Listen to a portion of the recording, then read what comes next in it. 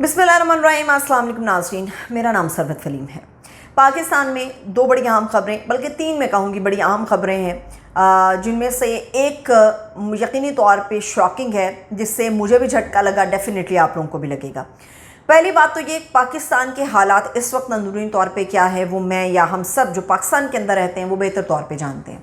मगर जो मज़े का खेज़ है, या मैं कहूँगी हमारे लिए बाइस शर्मिंदगी है, वो ये है कि जंग ज़दा, तबाह हाल, बदहाली का शिकार अफ़गानिस्तान, जिसको अपने कहत को दूर करने के लिए पाकिस्तान से मदद की ज़रूरत पड़ी, वहाँ पर अफ़गान तालिबान ने ये हुक्म जारी किया है उन तमाम शहरियों से जो कि सफ़र करते थे पाकिस्तान का, या ख्वाहिश रखते हैं आने की, या करने के करीब हैं।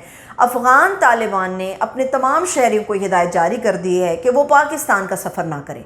यानी कि जो ख़ुद जंग करते हैं, जो ख़ुद तबाहाली मचाते हैं, जिन्होंने अफ़गानिस्तान पर कब्ज़ा किया है, वो भी पाकिस्तान के हालात को अफ़गानिस्तान की निस्बत बदतर समझते हैं। उसकी एक रीज़न हो सकती है, उसकी वजह यह है कि पाकिस्तान के अंदर जितना ये सियासी अदम इस्तेहकाम है, और जिसके बाद पाकिस्तान की जो करेंसी है वो जितनी लो चली गई है, अफ़गानिस्तान की करेंसी भी डॉलर के हिसाब से पाकिस्तान की करेंसी से बहुत ज़्यादा बेहतर है।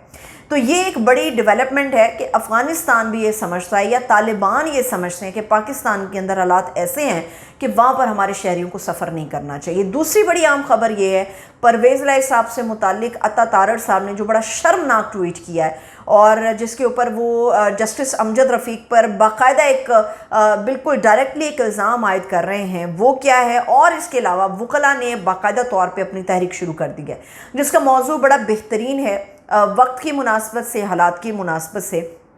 वो है कानून की बालादस्ती और आज़ाद अदलिया। ये एक बड़ा अहम मौजू है जिसके ऊपर वकला ने इस वक्त बाकायदा तहरीक का आगाज़ कर दिया है। खुदा करे कि 25 करोड़ आवाम को सामने रखते हुए वकला ने जिस तहरीक को शुरू किया है पेशावर से, बाकायदा तौर पे उसके कुछ बेहतर और अच्छे नताइज मुरतब हों।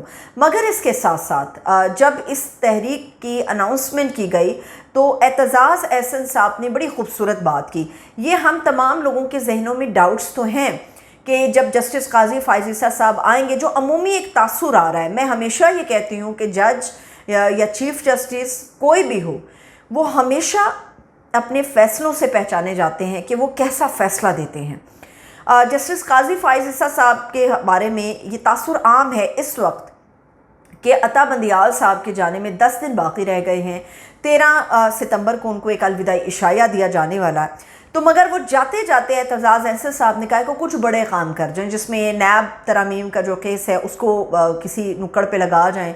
दूसरी बात ये है कि इसके अलावा जो सिविलियंस का ट्रायल है फ़ौजी अदालतों में, उसके हवाले से पूरे पाकिस्तान के अंदर एक रिजर्वेशंस हैं, उसको भी ज़रा सॉर्ट आउट कर जाएँ, उसके ऊपर फ़ैसला दे दें। चाहे उसके बाद काजी फ़ाइज़ ईसा साहब आएँ, वो अपने कोई भी फ़ैसले लें या किसी भी तरह से आज खुद नोटिस लें या टेक ओवर करें इन चीज़ों को, वो एक अलहदा बहस है।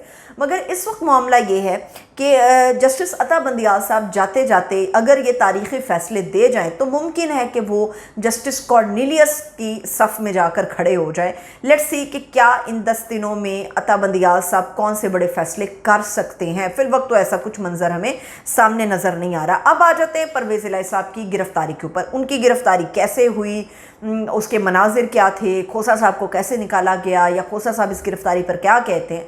उससे पहले अता तारड़ साहब का एक ट्वीट है जो बड़ा शर्मनाक है।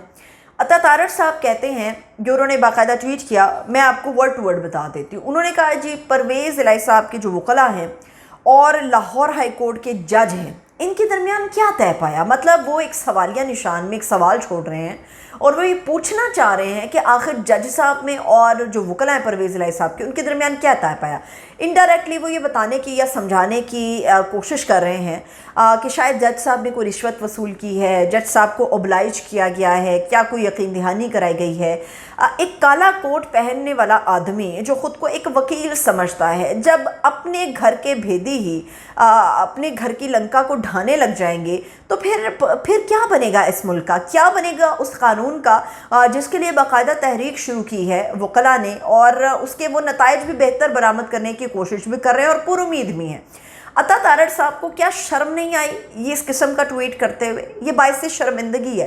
جو نون لیگ کو سپورٹ کرتے والے وہ لوگ ہیں یا جو پاکستان کے ایک نیوٹرل طبقہ ہے وہ بھی اس چیز کے اوپر سمجھتا ہے کہ آپ جج صاحب کو بھی ایک بدترین نگاہ سے دیکھتے ہیں۔ کیا عطا تارڑ صاحب کو یہ نہیں پوچھنا چاہیے تھا، کسی سوال کسی کو نہیں کرنا چاہیے تھا کہ جناب ایک وہ بھی جج تھے جنہوں نے 50 روپے کے سٹیمپ پیپر کے اوپر جو ہے وہ نواز شریف صاحب کو جانے دیا تھا، اور یہ ہر چھوٹے سے بڑے صحافی اور ہر ایک عام پاکستانی کو پتا تھا کہ نواز شریف صاحب چاہے 4 ہفتے کی یقین دہانی پر جائیں گے وہ سالوں پہلے واپس نہیں آنے والے۔ کیوں؟ کیونکہ انہیں جب تک پاکستان کے اندر موجودہ حالات اپنے لیے سازگار محسوس نہیں ہوں گے وہ تب نہیں آئیں گے۔ کیا عطا تارڑ صاحب کو اپنے دادا جان رفیق تارڑ جو پاکستان کے پریزیڈنٹ بھی رہے مگر اس سے پہلے وہ ایک جج بھی تھے، کیا ان سے سوال نہیں کرنا چاہیے کہ بریف کیس کی جو سٹوریاں چلتی ہیں کیا آپ نے کبھی گھر بیٹھ کے اپنے بڑوں کے سامنے یہ سوال رکھے ہیں؟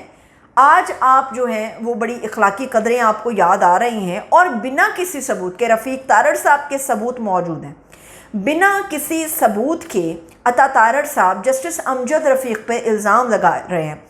اس کے علاوہ جسٹس امجد رفیق نے ایک تو یہ کہا کہ لاہور ہائی کورٹ میں کل پیش کیا جائے ہر صورت پرویز الہی صاحب کو، اور اس کے علاوہ اٹک جیل سے انہیں بازیاب کرانے کا حکم دیا ہے۔ آئی جی اسلام آباد کو توہین عدالت کا نوٹس جاری کیا۔ اب اس کے اوپر ایک اور چھکا مارا ہے تارڑ صاحب نے۔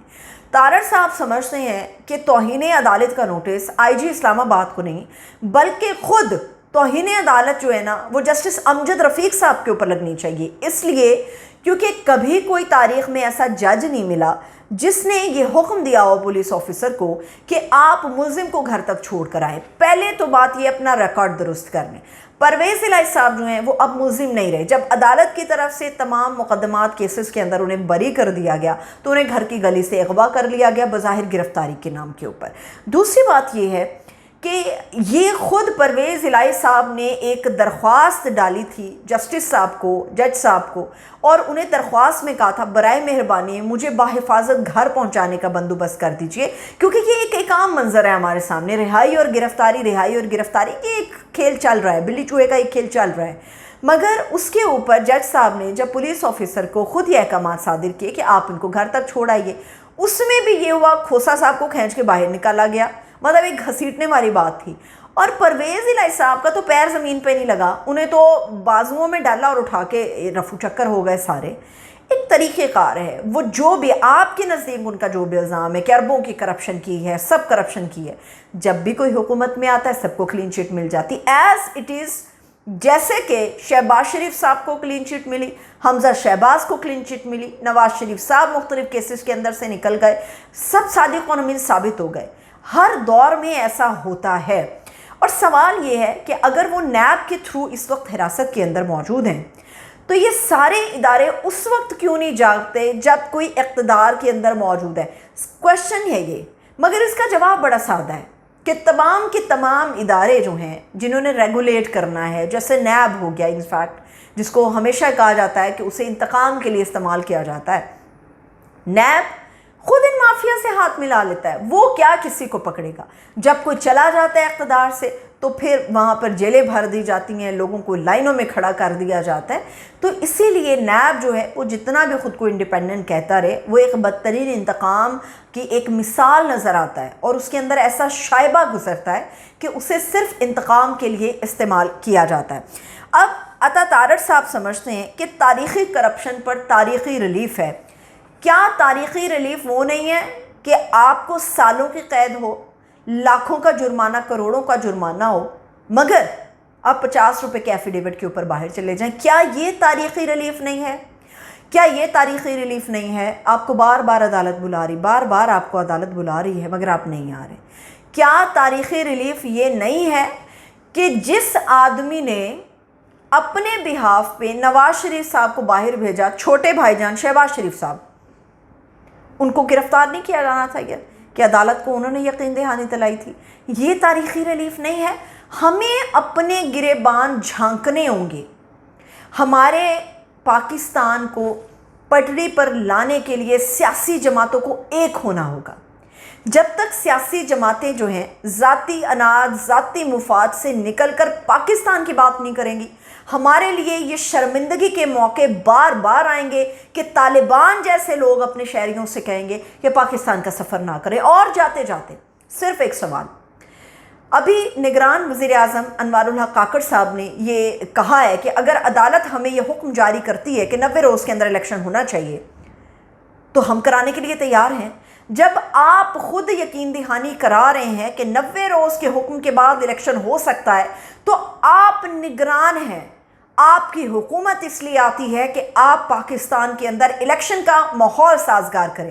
اگر آپ یہ خود اپنے منہ سے بات کرتے ہیں کہ 90 روز میں حکم ملنے کے بعد الیکشن ہو سکتے ہیں تو پھر آپ الیکشن کمیشن آف پاکستان کو حکم صادر کیوں نہیں کرتے؟ اگر سیاسی جماعتوں کے دباؤ میں آ کے الیکشن کمیشن وقت سے پہلے تک کی تاریخیں کچھ اناؤنس کر سکتا ہے متوقع طور پر، تو آپ کی بات کی لاج رکھتے ہوئے تو وہ ریاست کے لیے، اس ملک کے لیے جلدی ہلکا بندیاں کر کے 90 روز کے اندر انتخاب کیوں نہیں کرا سکتا؟ یہ سوال میں چھوڑے جا رہی ہوں۔ اپنا خیال رکھیں، مجھے اجازت دیجیے، خدا حافظ۔